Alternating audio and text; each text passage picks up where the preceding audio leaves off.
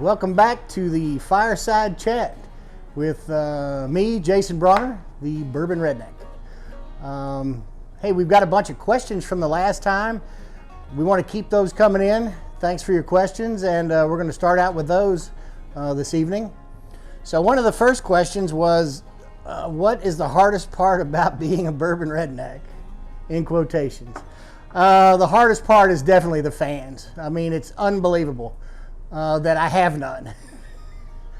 So we're working on that. I've got two because we have two questions. But I know it will be the fans in the future, so I'm going to go ahead and say that. It's definitely the fans and the fan base. So keep those questions coming. The next question was, what was my favorite place to travel? Being the world traveler that I am, a lot of times in my life I haven't been able to afford to go over to Jeffersonville. That's been tough. Jeffersonville was always close to my heart. But next to that, we used to take a trip every summer, and it's not like other kids. We didn't go to Disney World or Disneyland or anything like that. We went to Durant, Oklahoma. And if we were lucky, we got to do a little fishing and went to a rodeo. That's actually where my grandparents lived, on my mother's side of the family. So every summer I spent in Durant, Oklahoma, and I'm going to say that's probably one of my favorite places that I've traveled. A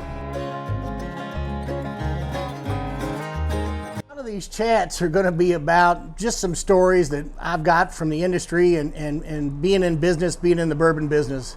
So I thought I would start with my biggest business fail. It all started, I'm not even sure the year it was. It was back in, I would say, 2006, 2007, maybe 2008.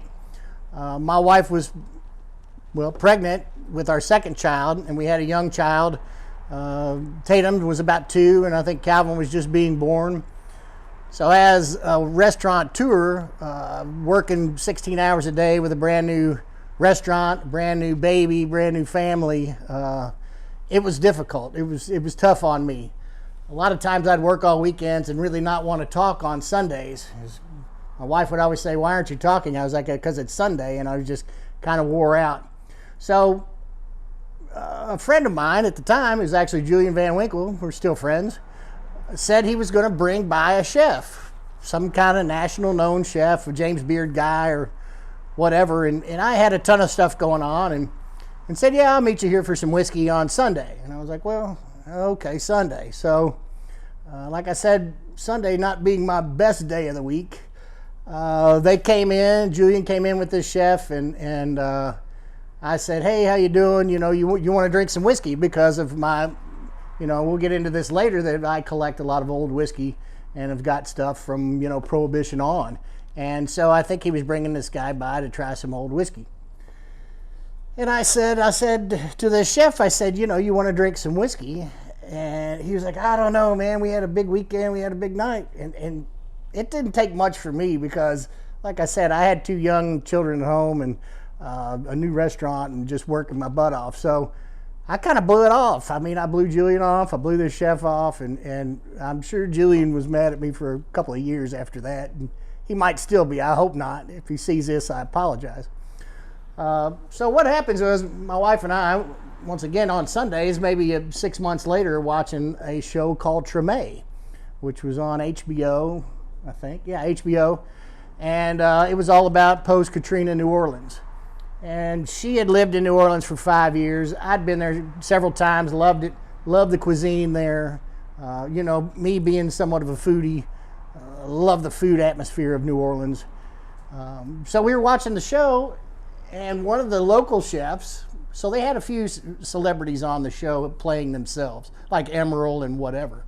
But one of the actress chefs quit her restaurant in New Orleans and decided to go to New York to work for this famous chef. So we're watching it, and they show the chef and all this, and I'm really not paying attention until this one scene to where it's the chef by himself in his restaurant, and the restaurant's closed, and the lights are all out, and I'm like, that's the best time. I know that. Like, I felt it personally. Like, that's the best time. And I look more so at the bottle of whiskey he had in front of him than the chef, and I said, oh, he's drinking Pappy 20. And something kicked in my brain, and I looked at the guy, and it was David Chang.